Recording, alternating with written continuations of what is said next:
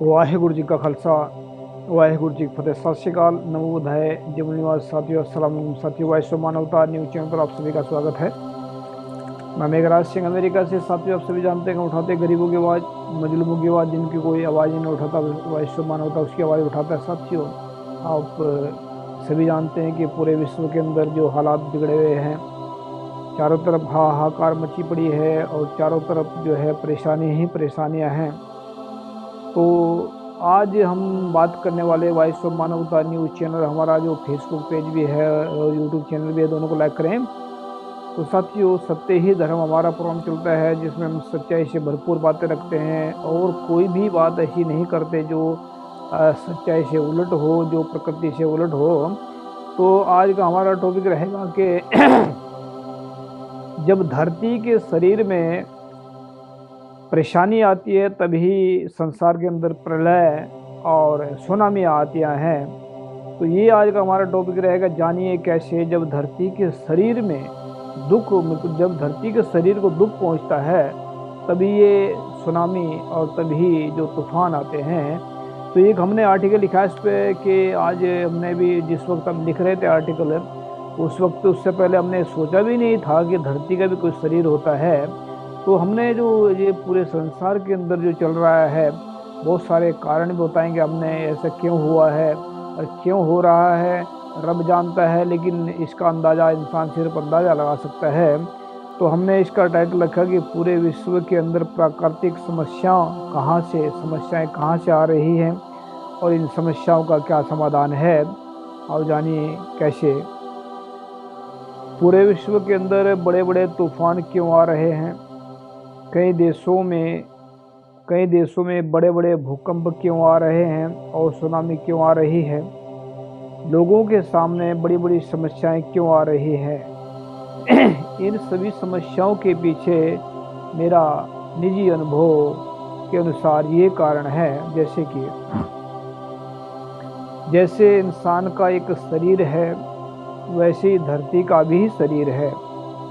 जैसे इंसान का शरीर हाड़, मांस, खून, नाड़ियों, हड्डियों और खाल से मिलकर बना है, वैसे ही धरती का शरीर भी मिट्टी, पानी, पहाड़, सोना, चांदी, हीरे, जवाहरात तथा अन्य खजानों से बना हुआ है। जैसे इंसान के शरीर पर अगर किसी भी प्रकार अंग पर चोट लग जाए तो इंसान का पूरा शरीर बेचैन हो जाता है, वैसे ही धरती के ऊपर भी अगर अनप्राकृतिक कार्रवाई हो रही हो तो धरती का शरीर भी बेचैन हो जाता है। अगर इंसान के शरीर पर बहुत ज़्यादा चोट लग जाए या एक्सीडेंट हो जाए तो इंसान का शरीर बहुत ज़्यादा तड़पने लगता है। वैसे ही अगर धरती के ऊपर भी अनप्राकृतिक कार्रवाई हो जाए तो धरती का शरीर भी भीतर से तड़पने लगता है। जब इंसान का शरीर मानसिक तौर से परेशान होता है तब वह दूसरों को भी परेशान करने लगता है। जब धरती का शरीर परेशान होता है तब तूफान, सुनामी से लोगों को, जीव जंतुओं को परेशान करता है, यानी कि धरती का शरीर। जब इंसान का शरीर मानसिक तौर से खुशहाल होता है तब इंसान दूसरों को खुशियां पहुंचाता है। जब धरती का शरीर मानसिक तौर से खुशहाल होता है तो इंसानों को, दुनिया को फल फ्रूट और देकर खुशियां पहुंचाता है, यानी कि सारा प्रकार के भोजन देकर के खुशियां पहुंचाता है। जब इंसान का शरीर बहुत ज़्यादा बीमार हो जाता है और परेशान हो जाता है तो इंसान दवाइयाँ खाकर अपने इलाज करवा कर शरीर को ठीक करने की कोशिश करता है। वैसे ही जब धरती का शरीर परेशान हो जाता है और दुखी हो जाता है तब सुनामी के जरिए, बारिश के जरिए अपने बीमार शरीर को ठीक करने की कोशिश करता है। धरती के ऊपर तूफान और सुनामी आने के मुख्य कारण यह हैं, जैसे कि नंबर 1, यूक्रेन और रशिया के अंदर 2 साल से लगातार बम ब्लास्ट, गोला बारूद चल रहे हैं और टैंकों से, तोपों से, हवाई जहाज़ों से हमले हो रहे हैं। जिसके कारण वहाँ का वातावरण बहुत ज़्यादा परेशान हो गया है।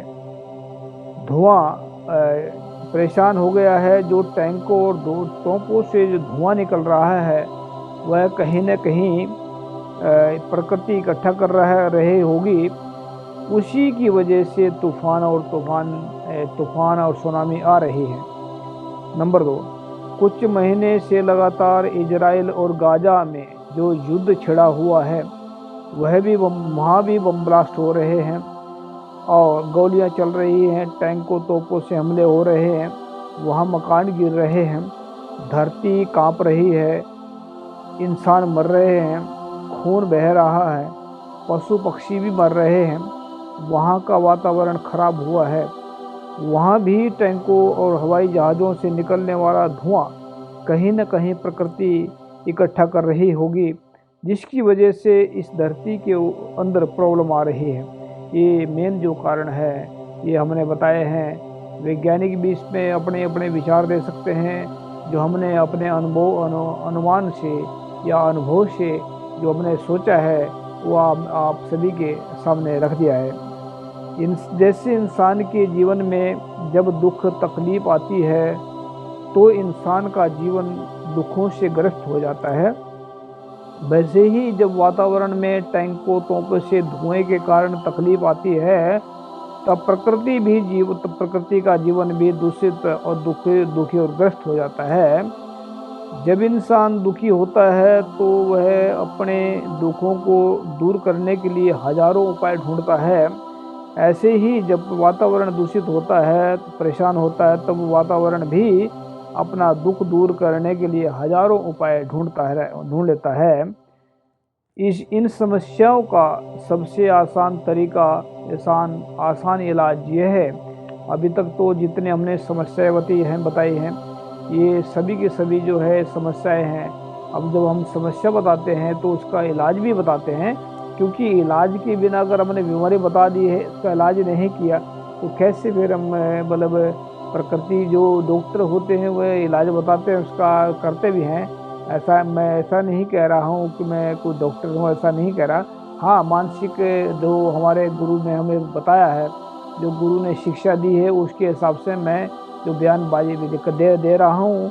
मैं वैसा नहीं कह रहा कि मुझे सबसे ज़्यादा ज्ञान ऐसा भी नहीं है, लेकिन जो सामने नज़र आ रहा है, जो हमें दिमाग के अंदर गुरु ज्ञान दे रहा है उसके हिसाब से मैं बोल रहा हूँ। ऐसा ये गुरु का जो दिया हुआ कि किरण का मात्र ज्ञान है, ये समझिए कि मैं गुरु के भरोसे बोल रहा हूँ। गुरु का ये ज्ञान इतना नहीं है, गुरु का तो असीम ज्ञान है, भंडार है, असीम है। जितना सोना कि जितना ये पूरे ब्रह्मांड में जितना दिखता है उससे भी ज़्यादा उनके पास ज्ञान है गुरु का।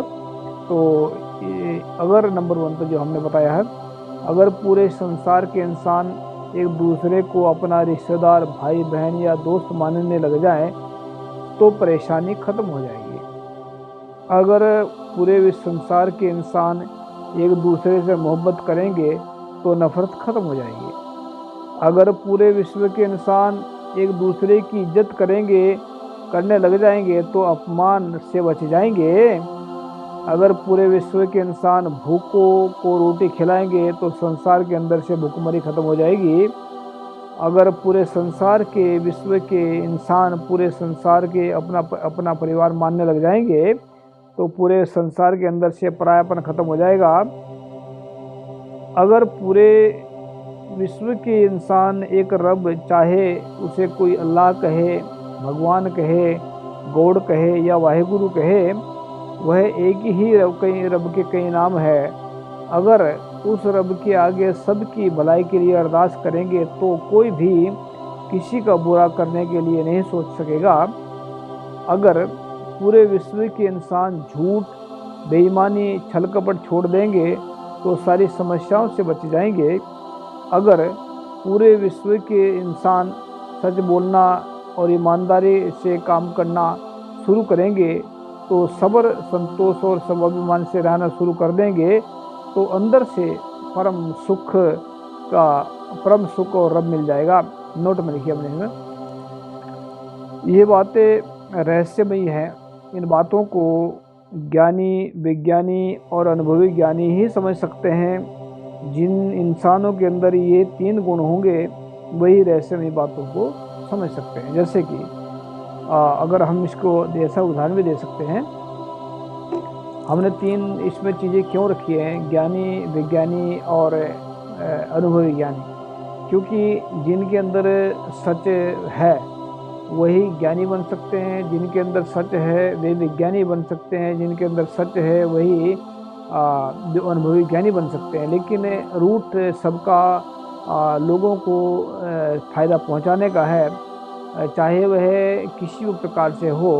लेकिन इस बातों को, सच को, सच्ची बातों को वही समझ सकते। तो हमने जितने उदाहरण दिए हैं, हो सकता है कईयों को ये बातें अभी समझ में नहीं आएंगी, लेकिन जब इंसान के अंदर सच होता है वो छोटी से छोटी बात को भी पकड़ लेते हैं और बड़ी से बड़ी बात को भी पकड़ लेते हैं। तो जब इंसान के अंदर ज्ञान का जो सागर, हमने एक पहले भी बताया था कि ज्ञान का सागर होता है, और ज्ञान का जो एक सूझवानता, बहुत सारे सागर चल रहे हैं हमारे दिमाग के अंदर भी, ज्ञान रूपी सागर हैं जो अभी वो उसको, जो इंसान को जब ज्ञान रूपी सागर मिल जाता है तभी ऐसी बातों का ज्ञान होता है।